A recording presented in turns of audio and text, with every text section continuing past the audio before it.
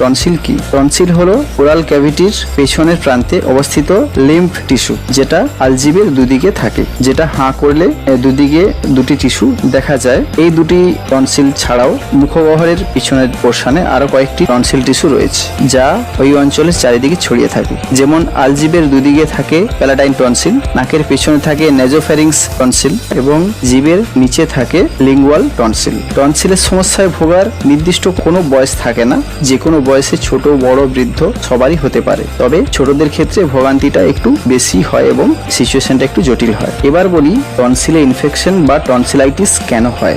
যখন কেউ ঠান্ডা জল খাচ্ছে বা কোনোভাবে ঠান্ডা লেগে কোল্ড অ্যালার্জির জন্য টনসিল আক্রান্ত হতে পারে। এছাড়াও বাইরে রোগ জীবাণু যখন মুখগহ্বর দিয়ে শরীরে প্রবেশ করতে যায় তখন টনসিল তাদের বাধা দেয়। So tonsil is the first guard. এমন অবস্থায় বাইরের রোগ জীবাণুদের বাধা দিতে গিয়ে টনসিল নিজেও আক্রান্ত হতে পারে। এছাড়াও টনসিল ভাইরাস দ্বারাও আক্রান্ত হতে পারে, বাট জেনারেলি স্ট্রেপ্টোকক্কাস নামক এক ব্যাকটেরিয়া দ্বারাই সাধারণত আক্রান্ত হয়। এই ব্যাকটেরিয়া দ্বারা আক্রান্ত হয়ে যদি কোনো ব্যক্তি সময় মতো টনসিলের ট্রিটমেন্ট না করান, তাহলে কিন্তু ওই ব্যাকটেরিয়া ব্লাড ভেসেলসের মধ্যে দিয়ে হার্টের মধ্যে যেতে পারে এবং শিরা উপশিরার মাধ্যমে হাতে পায়ের জয়েন্টের মধ্যে গিয়েও বাসা বাঁধতে পারে। ফলে ভবিষ্যতে পেশেন্টের নতুন এক অসুখের পরিস্থিতি তৈরি করতে পারে, যেটাকে বলে রিউম্যাটিক ফিভার বা বাতজ্বর। এবার বলি টনসিলাইটিস এর লক্ষণ কি কি। গলাতে ব্যথা অনুভব করা, কিছু খেতে গিয়ে খুব ব্যথা হওয়া, কারোর ক্ষেত্রে গলার বাইরে দুদিকে ফুলে যায়, যেগুলো আসলে লিম্ফ নোড। টনসিলে